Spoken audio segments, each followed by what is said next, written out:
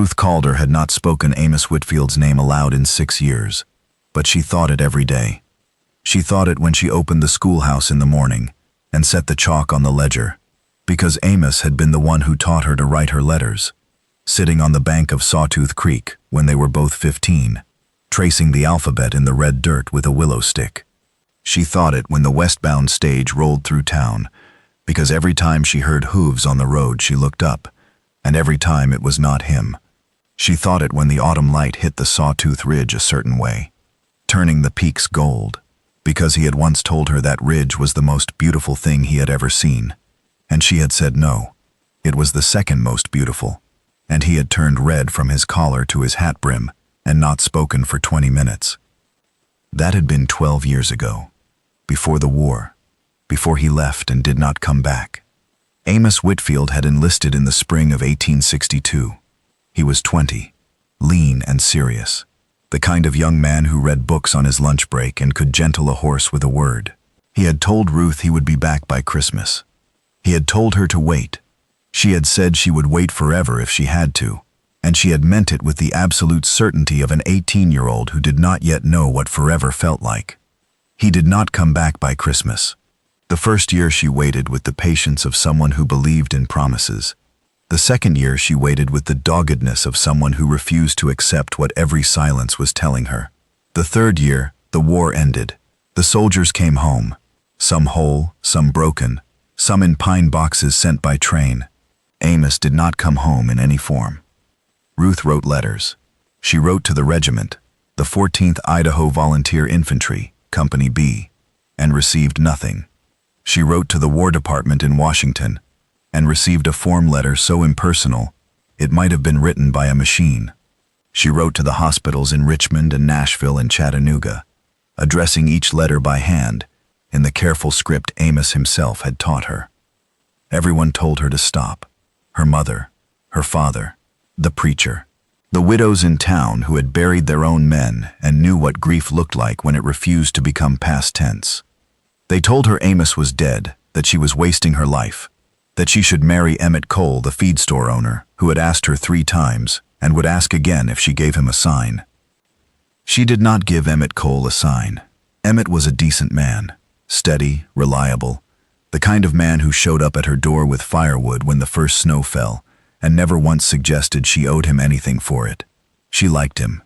She could have loved him, probably, if her heart had not already been given away to a boy who had traced the alphabet in the dirt and promised to come home. She gave herself a job instead. 10 years after the war ended, a drifter came through the valley. Ruth did not meet him.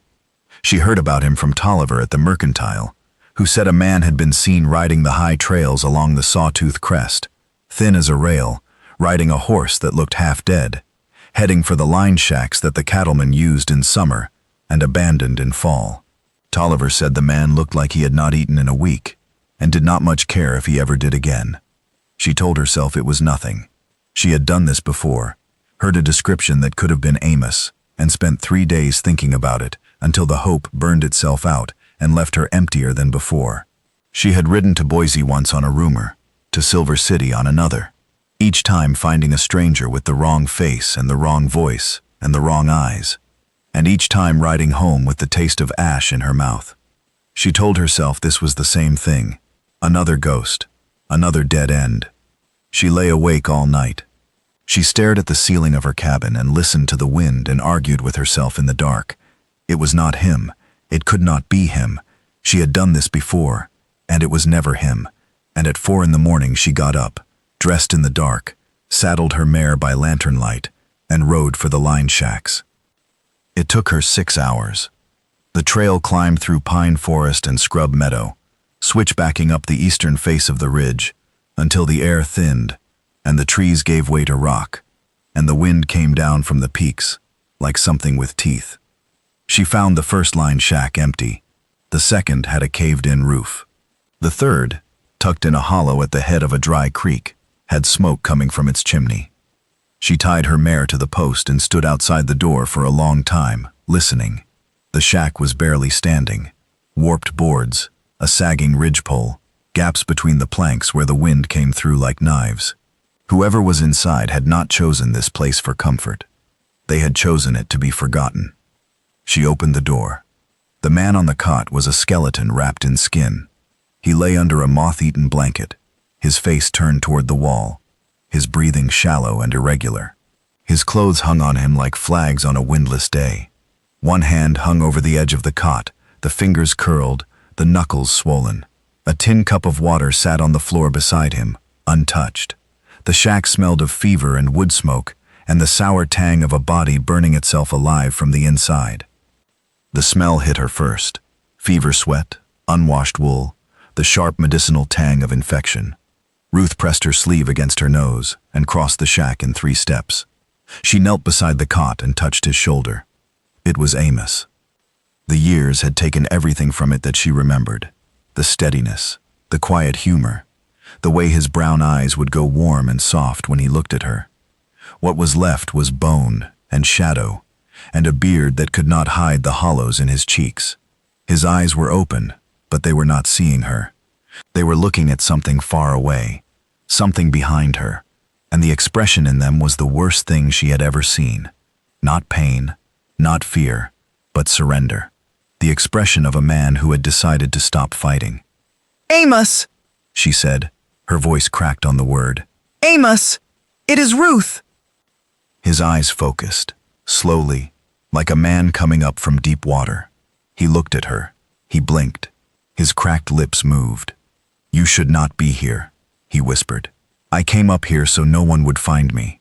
I know. That is why I came." She built the fire up.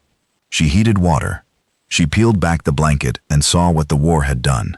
A leg that had healed wrong, twisted at the knee. The scar tissue knotted and white. Ribs she could count through his shirt.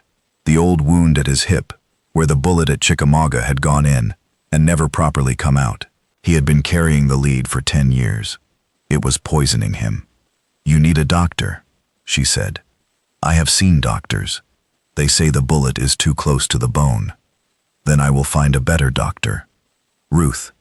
His voice was so thin it barely reached her. "I did not come back because I did not want you to see this.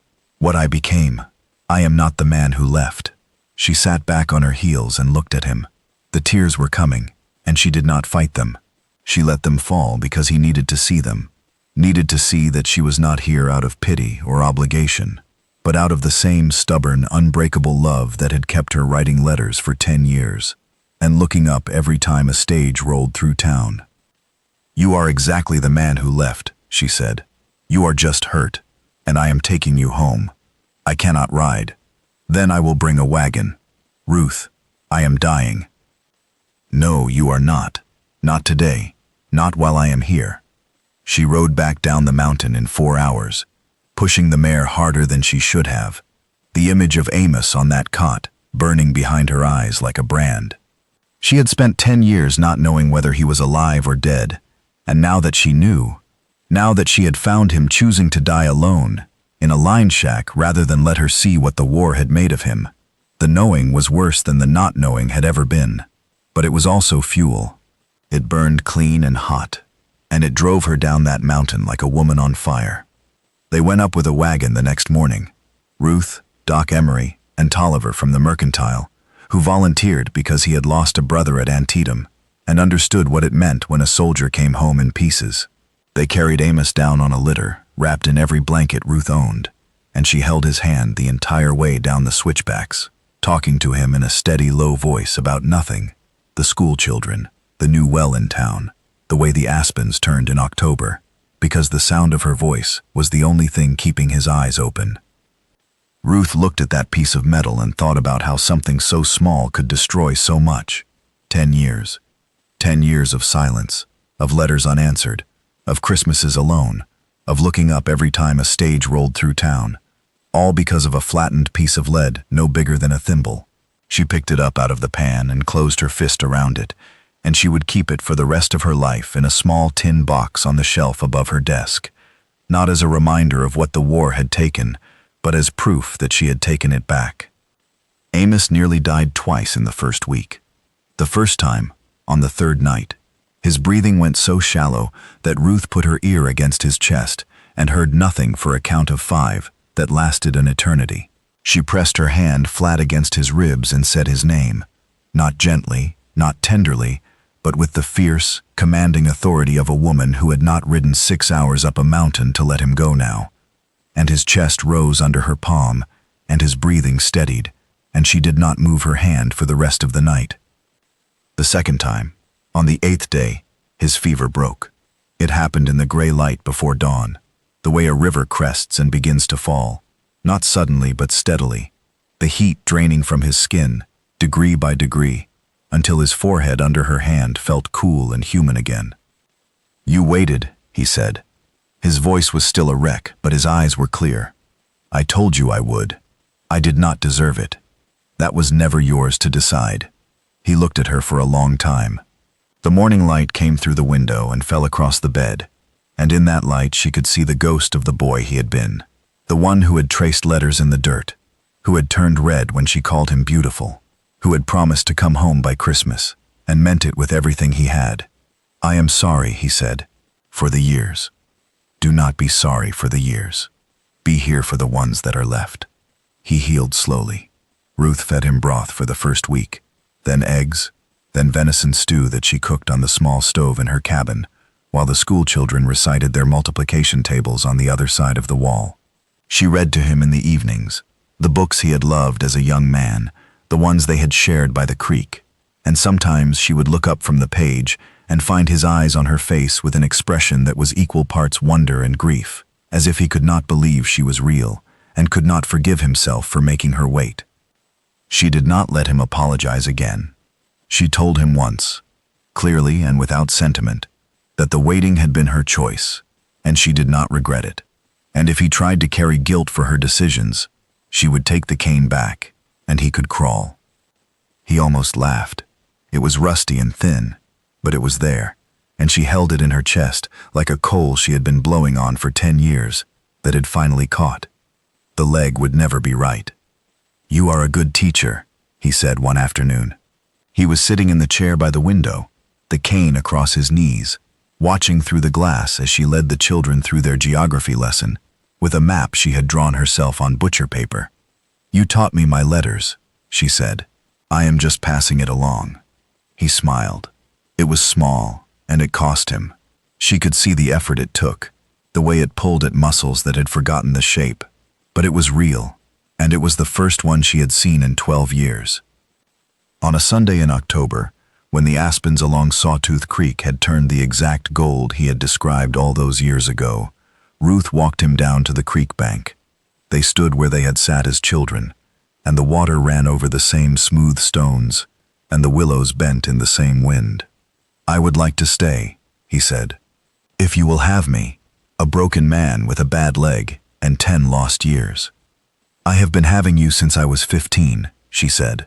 "The leg and the years do not change the terms." He reached for her hand. She gave it. His grip was still weak, but it was there, present, alive, holding on. He lowered himself carefully onto the bank, the cane beside him, his bad leg stretched out straight. She sat beside him, the way she had sat beside him at 15, close enough that their shoulders touched. "Marry me," he said. "Not because I deserve it. You were always worth the trouble, Amos." The preacher married them by the creek on a Sunday afternoon, with the school children watching from the bank in their best clothes. 30 children who had learned their letters from the woman who had never stopped believing, and who threw handfuls of aspen leaves instead of rice. That evening, they sat on the porch of the cabin and watched the ridge turn gold. Ruth rested her head against his shoulder. He rested his hand on hers. "It is still the second most beautiful thing," she said. He did not turn red this time. He turned toward her and kissed her forehead with the tenderness of a man who had come back from the dead and knew exactly what he had come back for. "Yes," he said, "it always was." The ridge held its gold for another hour, and then the light faded and the stars came out, and they sat together in the darkness, the way they had sat together in the dirt by the creek a lifetime ago.